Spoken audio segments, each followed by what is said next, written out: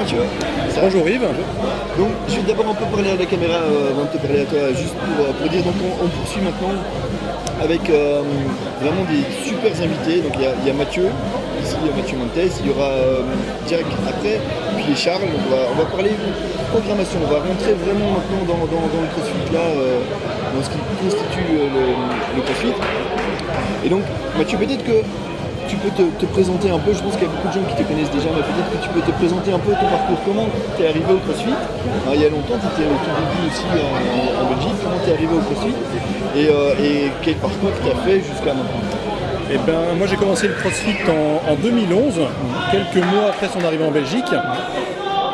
Particulièrement avant, je faisais pas grand chose au niveau du sport. En fait, ce qui m'a amené au CrossFit, c'est je m'essayais à différentes activités physiques pour essayer de me mettre en forme. Je parle vraiment de me mettre en forme et pas de me remettre en forme parce que j'avais jamais rien fait. Et je suis arrivé au CrossFit via des petites recherches sur internet et à prime abord, je trouvais ça vraiment très très étrange comme pratique. Et à la réflexion, après différents essais dans différentes salles, je m'y suis mis régulièrement. Et là, ça fait depuis donc, 2011, je coach depuis 2013.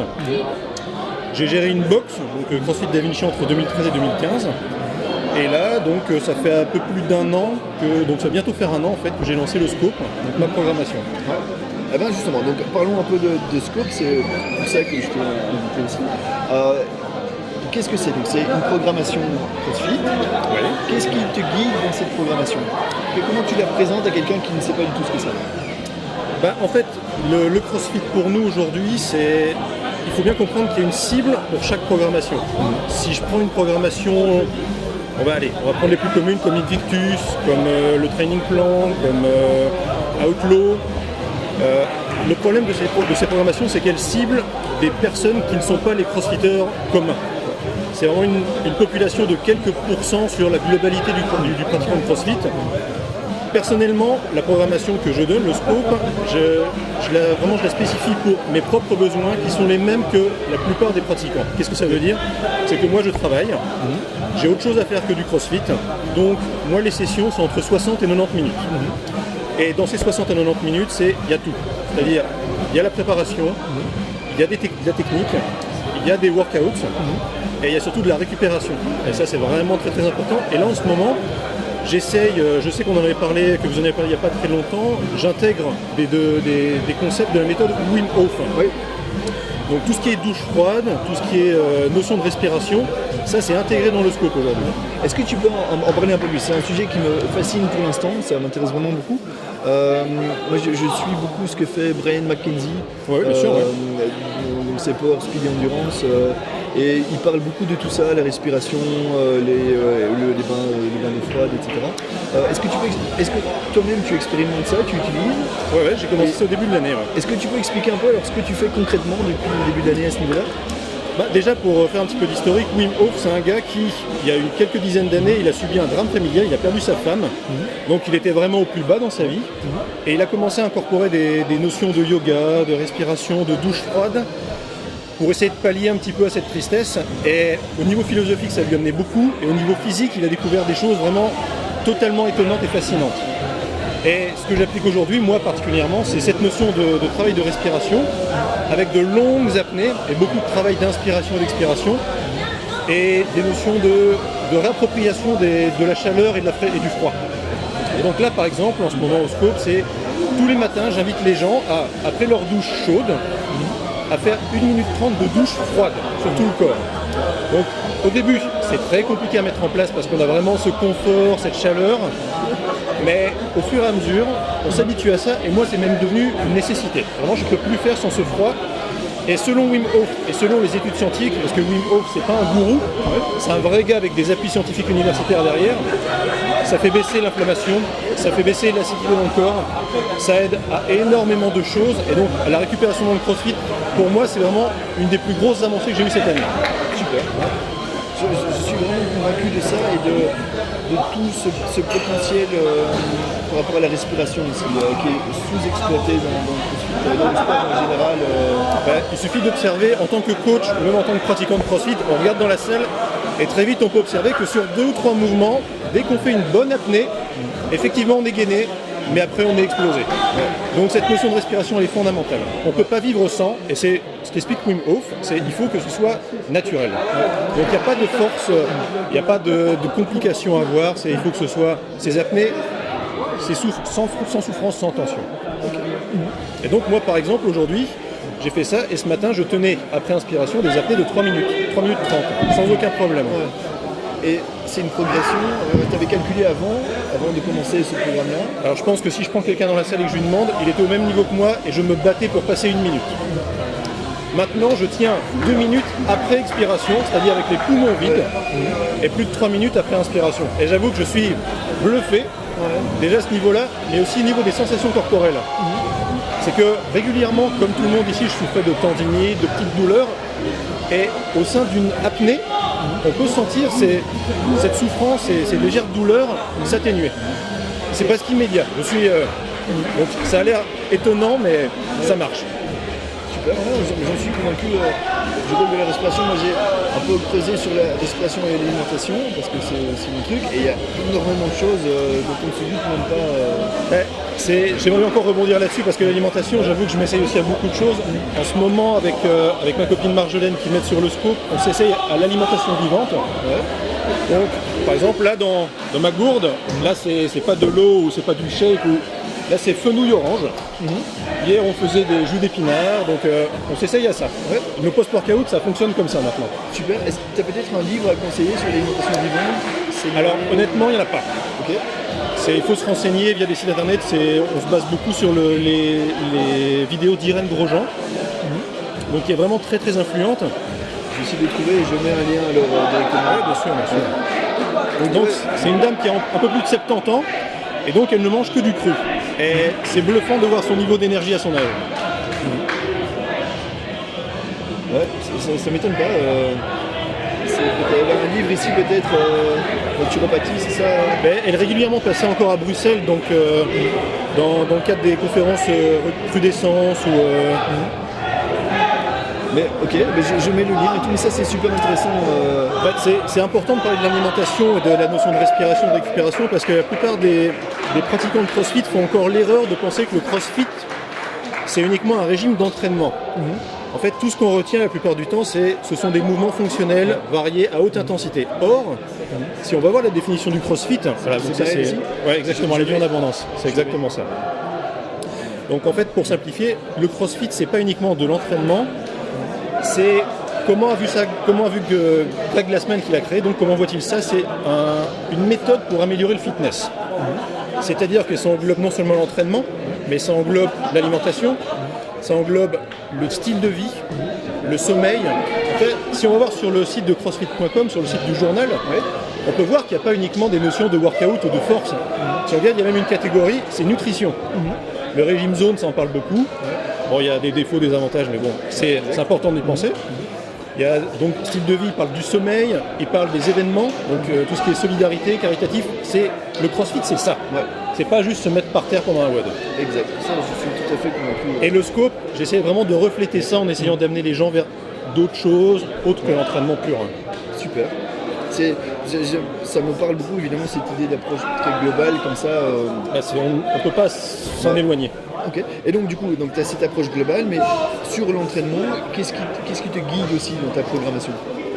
Comme je t'ai dit, donc j'ai commencé en 2011, ça fait un peu plus de 7 ans. J'ai essayé beaucoup de choses, j'ai essayé beaucoup de programmations, que ce soit américaine, européenne. J'y trouvais toujours des choses bien, mais des choses qui me convenaient moins. Alors l'an dernier, j'ai créé le scope justement pour pallier à ce manque que je ressentais et de créer donc ce système global où j'intégrais tout ce qui était notion de pré-workout, post-workout, mobilité, souplesse fonctionnelle et aussi des notions de stratégie au sein même des entraînements. Parce que l'entraînement, c'est pas uniquement se faire du mal, c'est apprendre à se connaître. Donc l'entraînement, il faut essayer de comprendre quelle est l'idée derrière la session et d'aller dans ce sens. Et c'est vraiment ça, c'est ce genre de détails que j'ajoute dans le scope. Ok, très bien. Et quels sont les retours combien d'athlètes à une idée suivent le scope? Donc on s'approche de la centaine donc inscrits sur le site internet et j'ai la chance qu'à la boxe où je donne cours en ce moment, donc à Vince 21, on donne le scope comme tronc commun. Donc j'ai un retour déjà d'une centaine d'athlètes en live. Donc je me sers de ce que je reçois comme retour donc, de ces athlètes directement après les cours, ou des retours via le site, car non seulement on a une notion de communauté où on a des commentaires à la fin de chaque workout, mais on a aussi une notion de leaderboard avec des commentaires qui sont ajoutés, des notes, donc ça me permet d'avoir un retour encore plus précis. Et de là, le retour le plus probant que j'ai, c'est surtout les gens qui voient leur douleur disparaître, qui bien souvent, la plupart du temps, viennent s'accumuler quand on s'entraîne un peu mal. Donc, et surtout des performances qui s'améliorent malgré tout. Donc l'intensité, on pourrait se dire qu'elle baisse, mais elle est juste mieux ciblée. Donc ça veut dire moins de douleur, plus de performance et plus de retour, parce qu'on peut s'entraîner mieux et plus souvent. Super. Je vois, je ne sais pas s'il fait partie de la boxe ou si c'est je suis un François Fernandez. Exact, qui dit, oui. 3 ans d'entraînement avec toi et aucune blessure. Et tu es le coach des références. Merci beaucoup François. Anthony Béliard aussi, scope de la bombe. Bah oui, donc Anthony Béliard qui tient une box, donc CrossFit Black Bee en Suisse. Donc vraiment je suis très très fier de pouvoir travailler avec lui. Super. Et donc du coup tu as des gens qui suivent la programmation en France, en Suisse.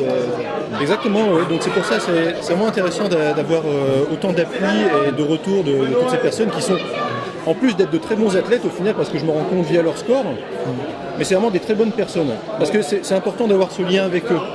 Donc ça me permet de discuter régulièrement avec eux, de leurs sensations, et surtout de ce qui est autre que l'entraînement. Donc la qualité du sommeil, la qualité de l'alimentation, pour ça vraiment l'approche globale c'est essentiel. J'en suis tout à fait convaincu, je pense qu'on devrait dans les salles CrossFit être plus capable de fournir des choses là-dessus. Moi mon truc c'est surtout l'alimentation, je pense que il faudrait qu'on puisse enseigner le fait de bien manger aussi bien que ce qu'on peut enseigner les clean ou les muscle-up. Et tu fais bien de le dire parce que ça fait partie du level 1, donc on l'apprend. Ouais. Donc il n'y a pas de secret. Il avait bien compris Greg Glassman. Ouais, clairement. Et donc toi, non seulement tu es un coach, mais tu es aussi un athlète assez connu et qui a fait énormément de podiums. Est-ce que tu peux expliquer un peu les différentes compétitions auxquelles tu as participé, les plus grandes compétitions que tu as fait, les plus récentes aussi peut-être Là, je suis encore en train de faire des qualifications en ce moment pour le Liège, le French. Donc normalement cette année, je vais participer à ma 40e compétition, 40e finale. Wow. Donc pas qualification, mais vraiment événement live. Les plus grandes pour l'instant, le French, c'est toujours impressionnant. Mais l'impressionnant, c'est quand même pas ce qu'il y a de plus sympa. C'est très très rigolo d'aller faire des compétitions locales. Je pense notamment à Reims, où je vais aller faire une compétition avec CrossFit des Sacres, où c'était, enfin, on voyait des choses autres que de l'haltérophilie ou de la gym. Okay. Je peux citer par exemple, on avait une épreuve où il fallait couper une bûche, ou faire une course d'obstacles en pleine nature. Ça devient vraiment marrant. Au moins on voit que ce qu'on fait, ça sert à quelque chose. Sinon, je suis allé aussi faire une compétition spectacle à Toulouse, chez Johan Gigor, où là on avait du tir à la carabine. Okay. C'était vraiment sympa, très sympa. Et vous en êtes où avec Johan? À un moment vous étiez un peu à égalité comme ça, je me rappelle des compétitions. Il a été très très vite devant, il a 10 ans de moins que moi, il est très très fort. Mais bon, c'est justement comme tu fais bien d'en parler, c'est que les compétitions c'est pas uniquement du sensationnel et de faire des perfs et machin, c'est de rencontrer d'autres personnes. Et c'est vraiment ce point-là qui est primordial en CrossFit, c'est cet aspect communautaire, mais réel entre les athlètes. Et moi, j'attache beaucoup d'importance à avoir de la bienveillance. C'est-à-dire, si quelqu'un fait mieux que moi, je suis content pour lui. Et je lui dis. Et si quelqu'un peut faire mieux que moi, j'hésite pas à lui donner des conseils et à l'aider. Faut pas se prendre la tête. S'il est plus fort, il y a une raison. S'il est moins fort, c'est qu'il y en a une autre. Et de toute façon, ma vie, c'est pas de gagner des trucs, c'est pas de gagner des compétitions, c'est de m'amuser, d'aider des autres à s'améliorer dans ce qu'eux veulent faire. Clairement, je pense vraiment la réputation d'être un athlète sympathique en compétition, enfin un rude compétiteur, mais très fair-play. J'essaie de faire transparaître ce qu'on devrait faire en fait dans les box de CrossFit, c'est-à-dire on se bat pas contre les autres, les autres sont là pour nous supporter, mais on se bat contre nous-mêmes. C'est juste devenir la meilleure version de nous-mêmes qui compte. Et tu as été coach d'athlétisme aussi Ouais, j'ai su le bonjour de Sarah D'Angelo. Oui, j'ai effectivement entraîné cette jeune demoiselle, c'est cool. J'étais à Scarbeck. Non, Je ne savais pas par exemple que tu avais été coach d'athlétisme. Et en fait, j'ai même suivi les cours LBFA. Donc je suis diplômé en tant que coach d'épreuves combinées. Donc normalement, je donne des cours je peux faire des cours je donne à des décathloniens, des heptathloniennes. Et c'est pour ça j'essaye aussi de faire transparaître cette philosophie que j'ai eue via la LBFA. ces réflexions, cette notion de programmation au sein du scope. Ouais, j'ai donné ça pendant 3 ans. Ah ouais, super. Et tu parlais des compétitions, de l'intérêt des compétitions. Il y a plusieurs athlètes que j'ai interviewés depuis ce matin, justement, me disaient, mais tiens, j'ai progressé lors de compétitions, parce que du coup, j'ai dû me forcer à faire des choses. Et toi, tu participes à beaucoup de compétitions, donc tu es plutôt un adepte de l'utilisation des compétitions pour progresser, ou comment tu perçois les compétitions dans le CrossFit? En fait, moi, les progrès pour moi, ce qu'on a en compétition, c'est qu'on a parfois des déclics sur, en fait, on a la capacité de le faire. Donc, moi, je suis convaincu que si une personne passe des barres muscle-up, par exemple, en compétition, c'est pas grâce à la compétition. Ça lui a donné un influx, une obligation de le faire, mais c'est tout son entraînement avant qui lui permet d'y arriver. Donc, moi, je suis plutôt un adepte de la patience. C'est que je sais qu'un bar muscle-up, ça vient pas en 3 jours, ça vient pas en 1 semaine avant d'aller à une compétition, ça se travaille sur des semaines. Et la compétition, en fait, moi, c'est un jeu, j'y vais pour m'amuser. Donc, c'est l'apothéose, en fait, de l'entraînement. D'accord. Et quel est le pourcentage plus ou moins d'athlètes qui suivent de scope, qui font des compétitions régulièrement? J'estimerais ça à peut-être un peu plus élevé que la moyenne d'une boxe, donc à peu près un bon quart. Ouais. Okay. Donc, je dirais que dans une boxe, c'est l'ordre de quelques pourcents. Et là, le but du scope étant, malgré tout, avec ces compétitions, puisque je la suis, donc c'est moi qui la rédige, mais je la suis intégralement, je sais que ça marche, donc ils viennent également pour ça. D'accord. Et est-ce que tu as parfois des athlètes qui te sollicitent pour des besoins spécifiques, parce qu'ils ont une faiblesse dans quelque chose Bien entendu, oui. Mais c'est une évidence. Mais là encore, le scope étant une méthode globale, je suis convaincu que on s'entraîne plusieurs mois, plusieurs semaines, on arrivera malgré tout à atteindre des objectifs dont on me parle. Parce que les demandes spécifiques, c'est jamais des trucs aberrants, c'est pas la nécessité de faire 55 muscle-up de suite, c'est d'en passer un.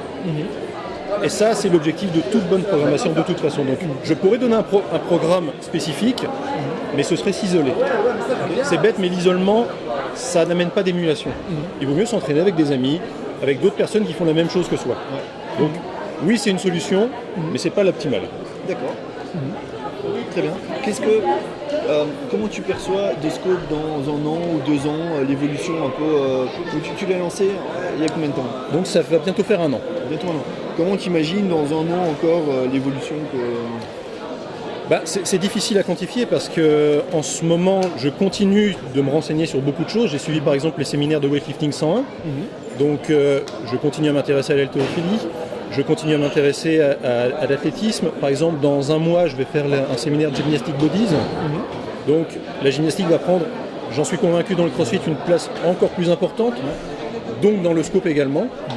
Mais c'est surtout en fonction de nos besoins, de mes besoins, que je fais évoluer le scope. Donc dans 1 an, peut-être que je vais intégrer une partie nutrition. Ça m'intéresserait beaucoup, mais alors il faudra augmenter le tarif. Parce que, sachant que le scope fait déjà partie d'une des programmations les moins chères, ça va être difficile d'intégrer une partie nutrition qui est beaucoup plus complexe à développer pour une personne.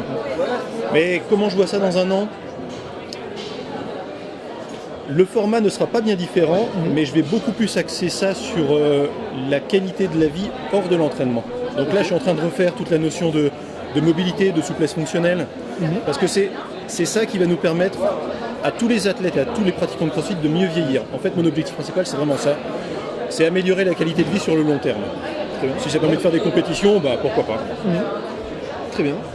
Et tu dis, c'est quoi? C'est l'approche globale qui va permettre de mieux vieillir ou vraiment ce qui est récupération, mobilité, etc. Non, c'est comment on pourrait quantifier ça? C'est honnêtement, pour un sportif, pour un athlète, pour un pratiquant de CrossFit, pour une personne lambda, le sommeil, c'est la priorité numéro 1. L'alimentation, numéro 2. Ce qu'on consomme comme nourriture, numéro 3. L'entraînement, ça vient après. La complémentation, la supplémentation, ça vient encore après. Donc, honnêtement, si je devais faire quelque chose, ce serait de donner des conseils pour améliorer les 3 premiers points, c'est-à-dire sommeil, alimentation et entraînement. Donc, le global, pour moi, c'est ça. Et oui, c'est ça qui va nous permettre de tout améliorer. Est-ce qu'il y a une dimension mentale aussi? Est-ce que je pense, tu fais partie des athlètes qui pour moi ont le meilleur mental, quoi, le plus gros mental, je sais pas comment on doit dire, tu vois. Je sais pas si tu t'en rends compte ou pas, et si c'est quelque chose sur lequel tu travailles ou si c'est naturel pour toi. Et je me suis souvent rendu compte que les meilleurs athlètes avaient finalement un mental sur lequel ils réfléchissaient pas trop. Il y avait un côté évident, c'est un côté naturel comme ça, tu vois. Et est-ce que c'est ton cas ou est-ce que tu as un vrai travail au niveau mental, de préparation, de gestion du stress, que ce soit en compétition ou hors CrossFit? Avant de parler de la gestion du stress, parce que ça c'est un point vraiment très intéressant, c'est déjà de définir ce qu'est le mental. La plupart du temps, les gens identifient le mental comme la capacité à souffrir. Pour moi, c'est pas ça. Okay. Moi, je déteste ça. C'est dès que je commence à souffrir, c'est là où je commence à lever le pied et c'est là où on est intelligent. Les meilleurs pratiquants de CrossFit, les meilleurs athlètes, en fait, c'est ceux qui se connaissent le mieux et qui savent quand ils peuvent aller plus loin et quand ils doivent vraiment ralentir leur rythme. Et en fait, avoir un bon mental, c'est plutôt avoir une bonne intelligence et une bonne connaissance de soi. Et c'est en s'entraînant justement, en connaissant ses limites, en connaissant ses capacités, si je peux aller plus loin, que, ok, on se dit, quand on le voit travailler, on se dit ce gars-là, il va vraiment très très loin, et en fait, c'est juste parce qu'il souffre moins que les autres. Donc c'est comme ça que je vois le mental. Et en fait, en termes de gestion du stress, comme tout le monde, avant une échéance de stress, c'est évident, mais il faut bien se rendre compte que c'est pas important. C'est vraiment pas important. Tous les petits détails pendant un workout qui font que, ok, ça se passe pas bien, il y a quelqu'un qui est venu bouger mes plates, ça c'est un détail qui vous gêne, mais c'est pas grave. On peut continuer à avancer. Pendant une compétition, une épreuve qui se passe mal, du stress avant, c'est pas important. Il n'y a pas de question de vie ou de mort. En fait, c'est pas du stress, il faut apprendre à relativiser. Moi, je suis pas payé pour gagner des compètes, donc je m'en fous. Si je la gagne, je suis content, mais si je la perds, je suis content pour celui qui a gagné, parce que je vais lui parler après. Cool. Très bien, très sensé, ça me plaît. Donc, s'il y a quelqu'un qui veut se lancer dans cette programmation-là, comment il fait? Donc j'ai mis le lien déjà scope-athlete.com. Super, merci beaucoup. Qu'est-ce qu'il fait alors? En fait, le plus simple, c'est on dispose d'une page Facebook Scope Athlète, d'un compte Instagram Scope Athlète et du site internet dont tu viens de parler. Quand on s'inscrit, on dispose déjà d'une semaine d'essai gratuite et l'abonnement mensuel est de 25 €, sans engagement. Donc on peut arrêter quand on veut. Et ce que je peux proposer, c'est, si ça ne te gêne pas, c'est par exemple aux 5 premières personnes qui se manifestent avec un hashtag bien précis, c'est de leur donner un mois gratuit d'accès au scope. Donc super, un hashtag... on peut dire hashtag OpenD. Ça me va. Donc les 5 premières personnes qui se manifestent, moi je leur envoie un code pour avoir un mois gratuit. Super, c'est gentil. Et sinon, donc pour s'y essayer, il suffit d'y aller sur le site internet. Il y a une semaine déjà disponible qui récapitule un petit peu comment ça fonctionne. Et sinon, l'essai est gratuit. Super. Et donc concrètement, on se connecte tous les jours pour aller voir le WOD. Il est publié tous les jours à 20h pour le lendemain. On a l'intégralité, donc j'ai Steve là qui s'amuse un petit peu là-bas. Donc oui, il suffit de s'inscrire. Et tous les soirs, on a le WOD pour le lendemain. On a tout ce qui est mobilité, tout ce qui est stratégie, tout ce qui est conseil, par exemple pour la méthode Wim Hof en ce moment. Et on dispose en début de semaine des 2 programmes pour les jours de repos. Donc on peut articuler sa semaine comme on veut. Le format le plus commun, c'est 3 jours de travail, 1 jour de repos. 2 jours de travail, 1 jour de repos, c'est ce que je pratique. Mais moi, j'envoie à la volée les jours de travail, et si les gens veulent intercaler comme ils le souhaitent à leur convenance, il n'y a pas de problème. D'accord. Ça doit te prendre beaucoup de temps, non, la programmation? Parce que pour l'avoir fait moi pour une salle, mais je sais que ça prend du temps. Si on veut bien le faire, c'est beaucoup de travail, effectivement. Donc tu le sais, ceux qui font une programmation le savent, c'est plusieurs heures par jour de réflexion et de recherche. Donc on lit beaucoup, on se renseigne, on expérimente, parce que moi-même maintenant, parfois je pratique certains exercices avant qu'ils ne soient essayés par les autres athlètes. Donc ça prend du temps, mais ça le vaut, ça vaut le coup. Oui, c'est un travail très très chouette, je trouve, de se casser un peu la tête. Il y a un côté réflexion comme ça que j'aime bien. Mais c'est ça qui est intéressant aussi dans le CrossFit, c'est que c'est une approche qui me plaît beaucoup, c'est que c'est une approche très mathématique. Beaucoup de chiffres, beaucoup de statistiques, et donc c'est ça que j'essaie aussi de mettre en place dans le scope, c'est que j'ai un outil d'évaluation des compétences des athlètes. C'est donc au sein de scores, donc sur 70 workouts, on rentre et en fait on dispose d'une évaluation sur 100. Donc au même titre que dans un FIFA ou dans un NBA Live ou un NBA 2K, on a une note, un rating qui nous permet de voir quelle est notre valeur actuelle où on en était il y a quelques mois, où on sera dans quelques années.